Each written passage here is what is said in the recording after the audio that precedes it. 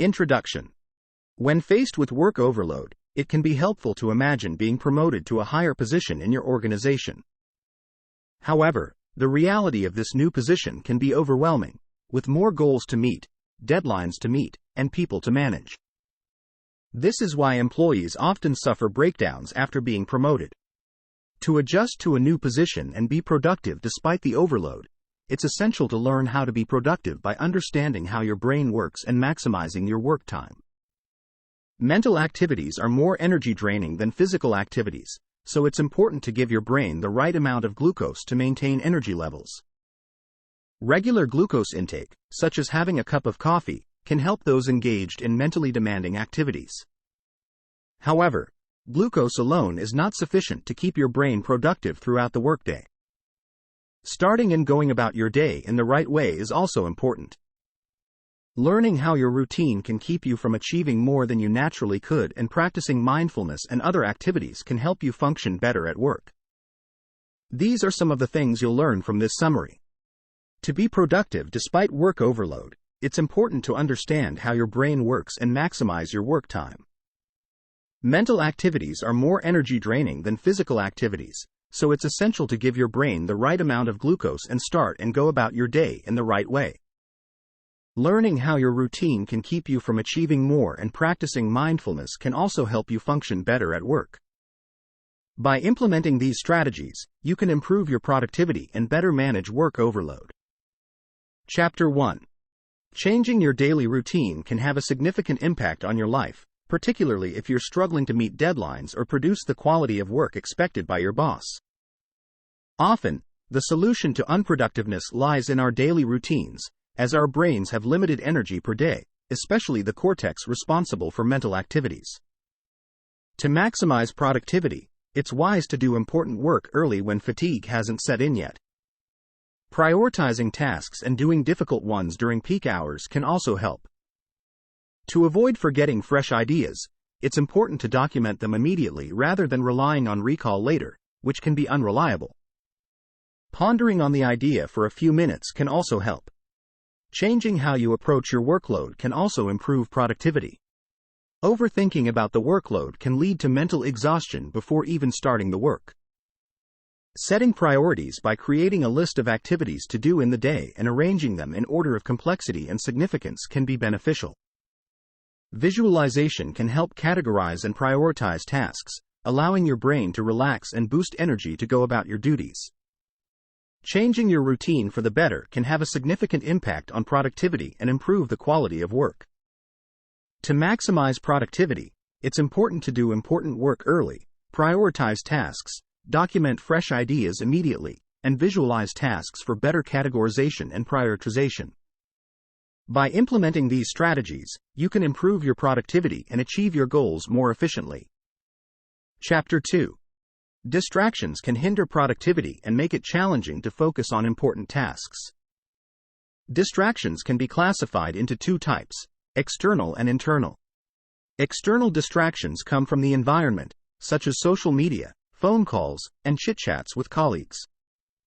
To overcome external distractions, it's important to identify patterns and create strategies to avoid them beforehand, such as putting your phone on focus mode or refusing to pick up calls when busy. Internal distractions occur when the mind wanders away from the current task, which happens frequently due to the countless neural activities in the brain. Overcoming internal distractions takes practice, but the basic approach is to call your mind back each time it wanders. For example, if a sentence in a report reminds you of something in the past, you can catch yourself mid-thought and refocus your mind. Other strategies to avoid internal distractions include meditation and exercise, which can help clear the mind and increase focus. Performing these activities early in the day can be beneficial before starting work. Sometimes reducing a problem to a short sentence can also bring about insight. Distractions can hinder productivity and make it difficult to focus on important tasks. External distractions can be avoided by identifying patterns and creating strategies to avoid them beforehand, while internal distractions can be overcome by calling the mind back each time it wanders. Meditation, exercise, and clearing the mind early in the day can also help increase focus.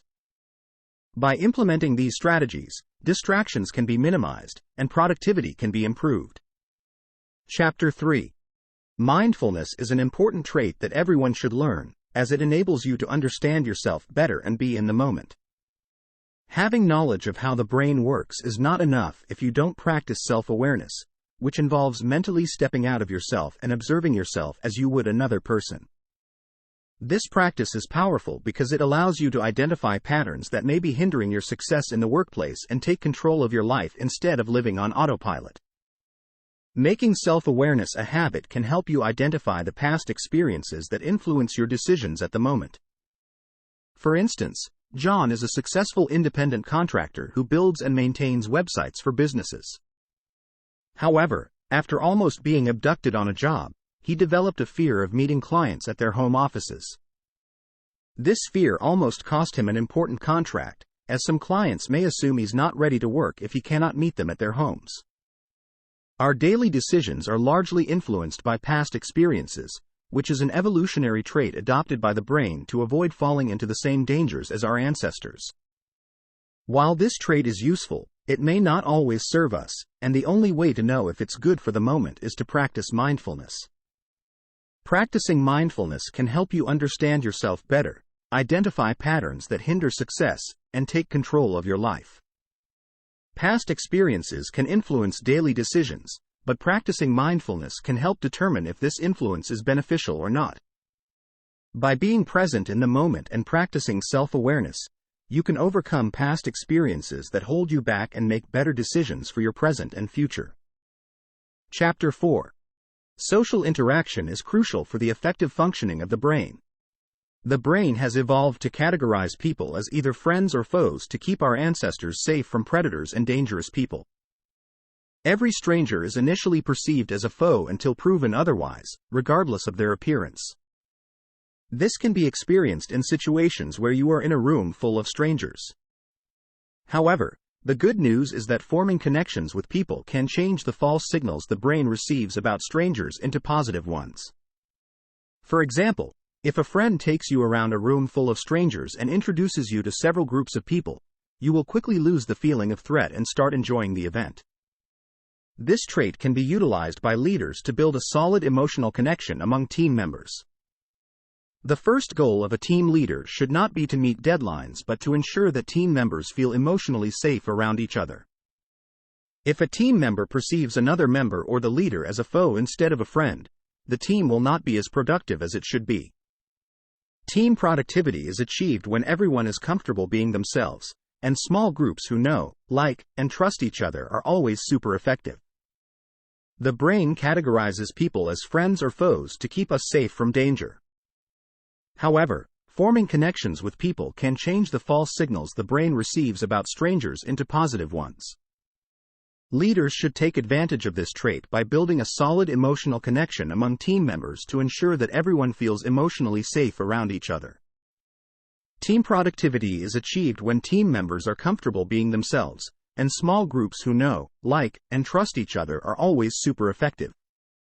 Social interaction is crucial for the effective functioning of the brain, and forming connections with people can have a positive impact on our perception of them. By recognizing this trait and utilizing it in leadership, we can build stronger, more productive teams that achieve success. Chapter 5. Competition is an inherent aspect of life, from childhood to adulthood and even death. We compete for attention, recognition, and success, and this mindset results in winners and losers. Winners experience a boost in status, while losers feel threatened and their defense mechanism kicks in. This can create a toxic workplace environment, where people are busy pushing up their status and talking down others they perceive as threats. In small teams, this status fight can destroy the effectiveness of the team. To prevent this, two things can be done. The first is to reduce your own status, allowing others to experience an increase in status. This can be done by apologizing and acknowledging your own limitations. The second is to give people positive feedback that you genuinely mean, as it boosts their sense of self-worth. It's also important to deal with personal desires for status increase. Instead of putting others down to feel good about yourself, compete against yourself. The brain has a hard time differentiating between competing against yourself and competing against others, so seek to be better than the person you used to be and push yourself to achieve greater feats. Competition is a part of life that results in winners and losers, creating a toxic workplace environment. To prevent this, we can reduce our own status, give people positive feedback, and compete against ourselves instead of others. By doing so, we can create a more effective team and achieve greater personal growth over time. Conclusion. Understanding how the brain works is crucial for increasing workplace performance. The brain functions best when it is not under threat, so it's essential to give it the nutrients and rest it needs. When feeling down at work, taking a break to drink coffee, eat fruit or candy, or taking a walk to the water cooler can help you feel better and concentrate on your tasks. If you're stuck with a project or responsibility, your brain reacts positively to new experiences. Joking around with a colleague, rearranging objects on your desk, cleaning it, or listening to a new song can bring novelty to your environment and improve your productivity. It's essential not to give up or think that your fatigue or frustration cannot be beaten. Our brains may not be in our control all the time, but we can make them think that the situation has improved by taking small steps to improve our environment and mood. Evolution has made us perceive strangers as foes, but making small talk with new people can help our brains perceive them as friends. Prioritizing activities, creating a daily plan, and using positive feedback to boost the status of teammates can also help increase productivity and effectiveness in the workplace. Understanding how the brain works is crucial for increasing workplace performance. Providing the brain with the nutrients and rest it needs and exposing it to new experiences can improve productivity. Taking small steps to improve the environment and mood, making small talk with new people to shift their perception from foes to friends, prioritizing activities, creating daily plans, and using positive feedback to boost the status of teammates can also help increase productivity and effectiveness in the workplace.